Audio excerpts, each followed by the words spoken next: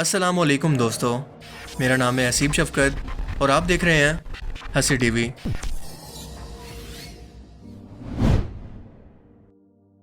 दुनिया में इस वक्त सबसे ज़्यादा डिस्कस होने वाली खबर है तुर्किया को लेकर, जहां पर एक के बाद एक शदीद किस्म के ज़ल्ज़ले ने इसके दरो दीवार को हिला कर रख दिया है।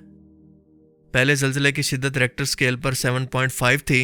इसके कुछ ही टाइम के बाद दूसरा ज़ल्ज़ला आया जिसका मैग्नीट्यूड इससे भी ज़्यादा था, यानी 7.8, और तीसरा इसके कुछ ही टाइम के बाद आया जिसका मैग्नीट्यूड 6 के करीब था। हज़ारों बड़ी बड़ी इमारतें एक लम्हे के अंदर ही ज़मीन पर गिर चुकी हैं। तुर्किश मीडिया के मुताबिक तकरीबन 2000 से लेकर 2200 लोग इस अलमनाक हादसे के अंदर अपनी जान खो बैठे हैं, कई शदीद जख्मी हैं और कई लापता हैं। बच्चों, बूढ़ों और जवानों की, जो कि अपने घर बाहर से महरूम होकर खुले आसमान के नीचे मौजूद हैं, या बच्चों के मलबे के नीचे फंसे होने की दिल खराश वीडियोस आप लगातार सोशल मीडिया पर तो देख ही रहे होंगे कि 7 मैग्नीट्यूड से ज़्यादा शिद्दत का ज़ल्ज़ला जहाँ पर भी आता है वहाँ पर सिर्फ और सिर्फ तबाही होती है, क्योंकि कोई बिल्डिंग या इंफ्रास्ट्रक्चर इसे बहुत ही मुश्किल से सस्टेन कर पाता है। इसके अलावा जब ये बिल्डिंग्स नेचुरल रिसोर्सेज यानी गैस पाइपलाइंस वगैरह पर गिरी तो ऐसा लगा कि जैसे कोई न्यूक्लियर बम गिर गया हो, और इस हादसे के अंदर कई लोग मारे गए जिनका कोई हिसाब किताब मौजूद नहीं है। यानी कुल मिलाकर करोड़ों लोग इनसे मुतासिर हो चुके हैं और तुर्की के अंदर लेवल 4 का अलार्म जारी कर दिया गया है। और यह अलार्म इस वक्त जारी होता है जब कोई मुल्क इंतहाई मुश्किल के अंदर और परेशानी के अंदर अपने हालात को ना संभाल पाए और इसे बाहर की दुनिया से मदद की ज़रूरत हो। इसलिए दुनिया भर के मुस्लिम और गैर मुस्लिम ममालिक किसी न किसी तरह से तुर्की की इस मुश्किल घड़ी के अंदर मदद तो कर रहे हैं। इवन के इंडिया भी, जो कश्मीर के इशू को दुनिया के सामने हाईलाइट करने पर तुर्की से सख्त नाराज था। इसके साथ साथ इस ज़ल्ज़ले का असर मुल्क के शाम तक भी था, जिसकी सरहदें साउथ तुर्की से मिलती हैं। यानी साउथ तुर्की इस अर्थक्वेक का मरकज़ था जिसका 90% डैमेज या इम्पैक्ट इसी जगह पर हुआ। और इसकी रीज़न ये बताई जा रही है कि तुर्की क्योंकि ऐसी जोग्राफिकल लोकेशन पर मौजूद है कि ये यूरोप और एशिया की दो बड़ी टेक्टोनिक प्लेट्स के दरमियान में मौजूद है, जिसके किनारों से दो बड़ी फाल्ट लाइन गुजरती हैं, एक नॉर्थ अनातोलिया फाल्ट लाइन और दूसरी ईस्ट अनातोलिया फाल्ट लाइन।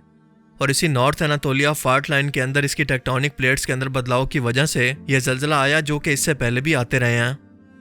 आखिरी बार इसी फाल्ट लाइन के अंदर 7.8 मैग्नीट्यूड का ज़ल्ज़ला 1939 के अंदर आया था, जिसके अंदर 32,000 से ज़्यादा लोग मारे गए और 1 लाख जख्मी हुए थे। जिसके बाद आप ये चार्ट देख सकते हैं कि 7 मैग्नीट्यूड एवरेज का ज़ल्ज़ला इस फाल्ट लाइन को हिट करता रहता है, जिसके लिए मुस्तकबिल में तुर्की को सोचना होगा। इसी कुदरती आफत के दौरान बहुत सारी ऐसी खबरें भी इस हादसे के मुतालिक सुनने को मिली जो कि इंतहाई हैरत अंगेज़ हैं। मिसाल के तौर पर परिंदों में ये खासियत होती है कि वो ज़ल्ज़ले के आने से पहले आने वाली इलेक्ट्रोमैग्नेटिक फील्ड को महसूस कर लेते हैं, जिसके बाद इनका बर्ताव इंतहाई अजीब हो जाता है और ये शोर करते हुए कहीं दूर उड़ने लगते हैं। जबकि जो परिंदे या जानवर ज़मीन के ज़्यादा करीब होते हैं, मसलन किसी दरख्त के घोंसले पर मौजूद कोई परिंदा, या जानवरों में कुत्ते और रेंगने वाले जानवरों में सांप वगैरह, ये ज़मीन से निकलने वाली लो फ्रीक्वेंसी वाइब्रेशन को इंसानों से पहले महसूस कर लेते हैं। और बिल्कुल इसी तरह का स्ट्रेंज बर्ताव तुर्किया के अंदर भी परिंदों का इस आफत से पहले अजीबोगरीब बर्ताव देखा गया, जो कि अचानक से आसमान के अंदर शोर करते हुए झुंड में कहीं पर भाग रहे थे। इस फिनोमिना को साइंटिफिक रिसर्च भी सपोर्ट करती है।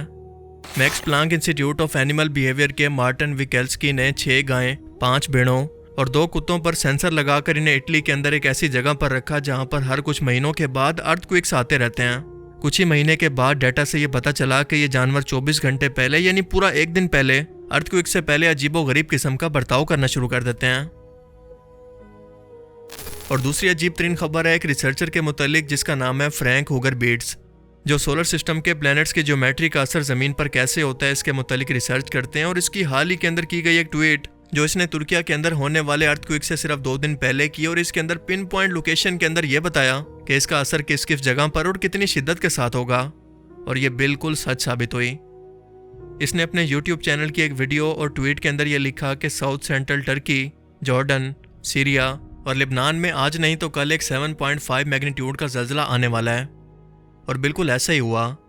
सबसे ज़्यादा नुकसान तुर्किया के अंदर हुआ, जबकि इसके अलावा बयान किए गए हर एक मुल्क के अंदर इसके झटके महसूस किए गए।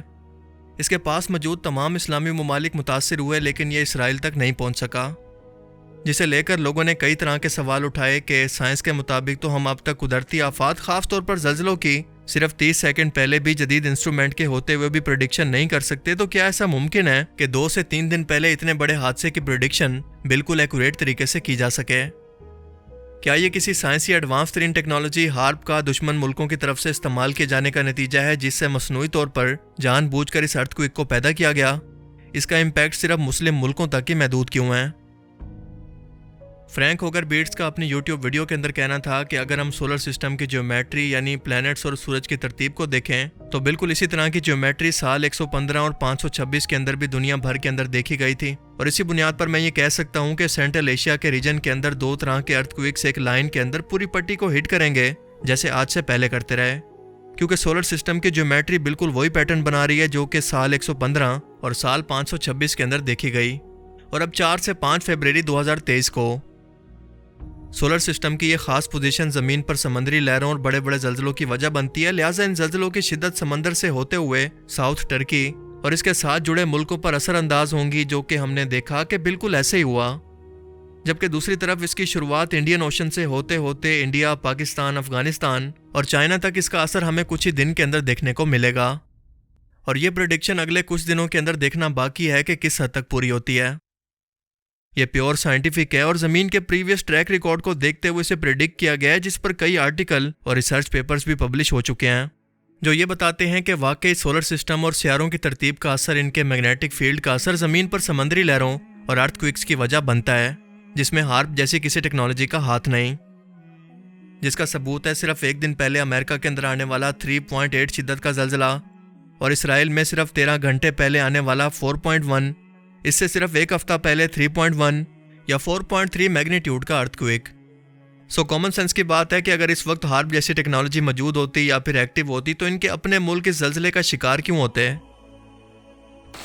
अर्थक्वेक्स और तूफान जैसी कुदरती आफत किसी इंसान के कंट्रोल में नहीं है, मगर तहकीक और रिसर्च के बलबूते पर अल्लाह ने इस कायनात को भी इंसानों के लिए सर करने के लिए मुमकिन बना दिया और इसी जोर के बलबूते पर हम एक रोज इस कायनात से बाहर भी निकल पाएंगे। बिल्कुल इसी तरह से अर्थ की टेक्टोनिक प्लेट्स, इनके अंदर बदलाव, ज़मीन पर इलेक्ट्रोमैग्नेटिक फोर्सेस का असर और ज़मीन का अपने मखसूस टाइम पर बार बार उसी अमल को दोहराना, ये एक पूरी साइंस है और हम अपनी जहालत को दुश्मन की साजिश कहकर इससे जान नहीं छुड़वा सकते। सो अगर मुस्तकबिल के अंदर इंसान ऐसी कोई मशीन ईजाद कर भी लेते हैं तो इसके अंदर हैरत की कोई बात नहीं। इनफैक्ट निकोला टेस्ला, जो कि 20वीं सदी के ज़हीन तरीन साइंसी दिमागों में से एक थे, इनके लीक हुए रिसर्च पेपर्स के मुताबिक उन्होंने अपनी खुद की एक ऐसी डिवाइस तैयार भी कर ली थी जो कि कहीं भी किसी भी टाइम हर वक्त ज़मीन से निकलने वाली ख़ास किस्म की फ्रिक्वेंसी से मैच होकर किसी भी जगह पर अर्थक्वेक ला सकती थी। और इस डिवाइस का साइज़ इतना छोटा था कि आपकी पॉकेट के अंदर भी पूरा आ जाता। एक बार जब वो इसी डिवाइस के साथ मशहूर ब्रुकलिन ब्रिज पर घूमने के लिए गए तो इसी डिवाइस ने इस ब्रिज को भी गिरा दिया और जब इसे कंस्ट्रक्शन साइट के करीब लगाया तो वो स्ट्रक्चर भी गिर गया। दरअसल एसी करंट की खोज के दौरान टेस्ला ने एक ऐसी मशीन को बनाया था जो कि लगातार एक ही मूवमेंट के अंदर हरकत करने से इलेक्ट्रिक करंट को ट्रांसफर करती थी, जिसे उन्होंने स्टीम पावर ऑसिलेटर का नाम दिया। और बाद में इसे एक ऐसी डिवाइस के अंदर बदल दिया गया जो कि लगातार ऐसी मुख्तलिफ किस्म की फ्रिक्वेंसीज को पैदा करता जो कि ज़मीन के नीचे मौजूद किसी एक फ्रिक्वेंसी से मैच करके ज़मीन के अंदर मौजूद टेक्टोनिक प्लेट्स के अंदर हलचल पैदा करके कहीं पर भी अर्थक्वेक ला सकती। टेस्ला इसे बड़े लेवल पर तो ना बना सके, लेकिन इनको यकीन था कि कोई ना कोई मुस्तकबिल में इसको ज़रूर बना लेगा। इसलिए फ्यूचर में बिल्कुल ऐसी मशीन बनाना मुमकिन है जो कि आर्टिफिशियल अर्थक्वेक को पैदा कर सके और साथ साथ कुदरती तौर पर आने वाले अर्थक्वेक्स की प्रेडिक्शन भी कर सके, मगर अभी तक इसके लिए कोई डिवाइस या टेक्नोलॉजी की मौजूदगी के सबूत नहीं है। तुर्किया को मुस्तकबिल में अपनी तमाम इमारतों को जल्द अज जल्द जल्जला प्रूफ बनाने पर काम करना होगा और हमारी दुआएं तुर्किया के लोगों के साथ हैं कि अल्लाह इनको सब्र दे। जो लोग इस दुनिया से जा चुके हैं इनकी मगफरत करे।